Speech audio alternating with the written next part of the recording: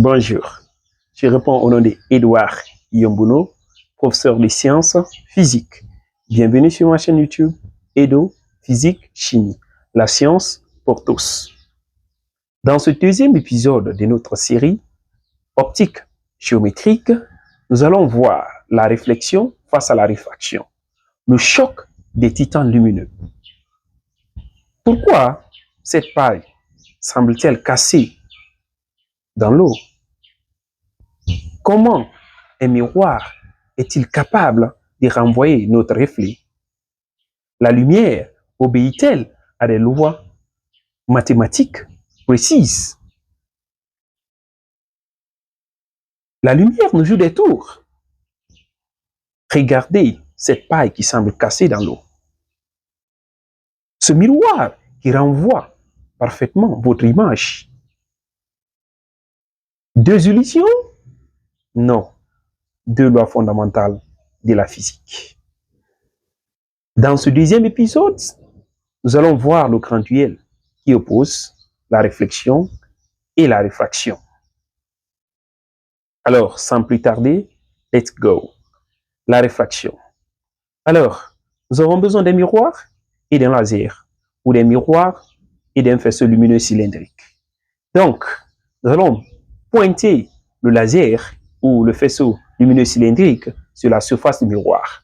Le rayon qui arrive, ouf, ça rebondit. Donc, c'est de la pure réflexion. Donc, dès que le rayon arrive à la surface, directement le même rayon est renvoyé. La magie? Non. Mais il faut savoir que ça obéit à une loi mathématique qui dit que I égale à R, c'est-à-dire l'angle d'incidence égale à l'angle de réflexion. Avant cela, à ce niveau, il y a deux lois qu'il faut retenir. La première, l'angle d'incidence, l'angle réfracté, l'angle de réflexion et la normale sont dans un même plan appelé plan d'incidence. La deuxième, qui est la loi fondamentale, qui dit que l'angle d'incidence égale à l'angle de réflexion. C'est-à-dire, si j'ai un angle d'incidence, j'ai un rapporteur, je prends mon laser, je pointe avec un angle d'incidence de 40 degrés, directement, c'est ce même angle qui est renvoyé, qui est égal à 40 degrés. Donc, l'angle d'incidence égale à l'angle de réflexion. Donc, I égale à 40 degrés, cela veut dire que R aussi égale à 40 degrés. Alors, l'exemple concret, vos miroirs dans vos salles de bain, les catadioptres de votre vélo, les radars pour faire du contrôle routier ou les périscopes des sous-marins. Maintenant, on va essayer de voir la réfraction de la lumière. Alors, l'expérience qu'on va réaliser, regardez cette paille qui semble être cassée dans l'eau. Une illusion? Non. Mais il faut savoir que la lumière ralentit en passant de l'air vers l'eau. Alors, cela veut dire quoi? Que la réfraction est le brusque changement de direction que subit la lumière lorsqu'elle rencontre la surface de séparation de deux milieux transparents. Elle aussi obéit à des lois mathématiques, bien sûr. La première, qui dit quoi? Que l'angle d'incidence, l'angle de réfraction et la normale sont dans le même plan appelé plan d'incidence. La deuxième, qui est fondamentale, qui dit que le rapport du sinus de l'angle d'incidence au rapport du sinus de l'angle de réfraction est égal à une constante n. Dans la mesure où n égale à n2 sur n1, alors la formule mathématique qui est magique pour certains chances pour devenir sinus n1 fois sinus de i est égal à n2 sur sinus de r. Mais au départ, n égale à sinus de i sur sinus de r. Maintenant, attaquons aussi autre chose. Maintenant, le cas concret de la réfraction.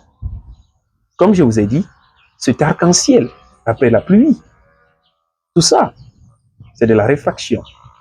Alors, maintenant, on va essayer de voir, on va faire une étude comparative entre les deux. Mais bien avant ça, il faut retenir que au niveau de la réfraction, la lumière quitte un milieu pour un autre. Donc, il y a des indices de réfraction pour chaque milieu. Maintenant, parlant des indices de réfraction, il faut savoir que lorsqu'il y a changement de milieu, chaque milieu a un indice de réfraction bien plus précis. Pour l'air, c'est 1. Pour l'eau, c'est 1,33. Pour le verre, c'est 1,52. Pour le diamant, c'est 2,42, d'où son éclat. Pour le cristal, 1,6 ou parfois 1,8. Maintenant, nous allons faire une étude comparative, comme on l'a dit tantôt. Maintenant, il faut prendre pour la réfraction, la lumière rebondit. Pour la réfraction, il y a déviation de la lumière. Maintenant, le milieu, c'est un même milieu pour la réflexion et deux milieux pour la réfraction. Maintenant, les lois de Snell-Descartes. Là, on a dit que l'angle d'incidence est égal à l'angle de réflexion. Ça, c'est pour la réflexion. Maintenant, pour la réfraction, on a dit que le rapport du sinus de l'angle d'incidence sur le sinus de l'angle de réfraction est égal à une constante qui est n, mais n qui peut être égal à n2 sur n1. Ce qui stipule une loi qui dit maintenant que c'est n1 fois sinus de i qui est égal à n2 fois sinus de r. Maintenant, application, si nous prenons pour le cas de la réflexion, nous avons par exemple les miroirs. Si nous prenons le cas de la réfraction, nous avons les lentilles. Maintenant, on va récapituler. Entre les deux, qui l'emporte le duel? Est-ce la réflexion, le maître des rebonds, ou la réfraction, le magicien de la déviation? En réalité, tous deux travaillent ensemble. Dans vos yeux, dans vos lunettes, dans vos appareils photo. Maintenant, nous allons parler d'un point très crucial en ce qui s'agit de la réflexion totale et la réfraction limite. En fait, c'est quoi la réflexion totale? C'est un phénomène qui arrive lorsque la lumière arrive sur la surface d'exploration de deux milieux, mais la lumière est réfléchie totalement sans être transmise, c'est-à-dire aucune réfraction. Mais cela arrive lorsqu'il faut respecter deux conditions, lesquelles, premièrement, la lumière doit quitter d'un milieu plus réfléchissant, c'est-à-dire d'un milieu qui a un indice très élevé, par exemple l'eau, ou le verre vers un milieu moins réfléchissant, par exemple l'air. Et la deuxième condition, c'est quoi? C'est que l'angle d'incidence doit être supérieur à l'angle critique, ou l'angle limite qu'on note souvent par lambda. Maintenant, quel est un exemple concret de cela? Par exemple, le mirage. Lorsque, pendant une journée chaude, l'air qui se trouve au niveau du sol est moins dense. Par conséquent, son indice de réfraction est faible. Maintenant, la lumière qui arrive du ciel réfléchit totalement. Maintenant, ça crée maintenant une illusion d'une flaque d'eau sur la route. Avant, quand on voyait cela, on disait, quand on était tout petit, que c'était la magie. Maintenant, parlons maintenant de la réfraction limite. En fait, la réfraction limite, c'est la situation frontière, bien avant que la réfraction totale ne se déclenche.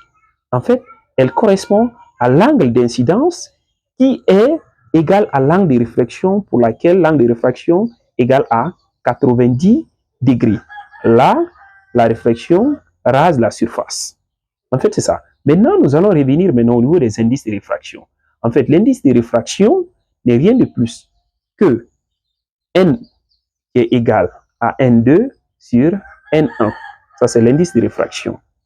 Maintenant, ou encore, n peut être égal à n2 sur n1 qui est aussi égal à v1 sur v2, v1 et v2 étant respectivement les vitesses de propagation dans deux milieux. Maintenant, c'est quoi l'indice absolu d'un milieu transparent? C'est son indice par rapport au vide. C'est-à-dire, la formule dit que n égale à c sur v. Maintenant, c, c'est la sérité de la lumière dans le vide, qui est égale à 300 000 km par seconde ou 3 fois 10 puissance 8 mètres par seconde. Maintenant, nous allons parler aussi d'un cas vraiment très particulier. Maintenant, lorsqu'il y a la transmission, conformément à la deuxième loi de la réfraction, lorsque la lumière quitte d'un milieu vers un autre, si I, l'angle d'incidence, est égal à l'angle réfracté qui est égal à nul, alors ça ne subit il n'y a aucune déviation. Si par conséquent I est supérieur à R, le rayon réfracté se rapproche de la normale. Maintenant, si I est inférieur à R, le rayon réfracté s'éloigne de la normale. Alors, j'espère que vous avez compris. Surtout, n'hésitez pas parce que le troisième épisode vient où on va parler comment ces lois sont utilisées dans les lentilles pour la correction des défauts de l'œil. Surtout, n'hésitez pas à vous abonner, likez massivement la vidéo. J'espère que je n'ai pas été trop long et merci car je suis très ravi. Déjà, on est 51 abonnés. Là, ça fait plaisir. Merci pour votre soutien.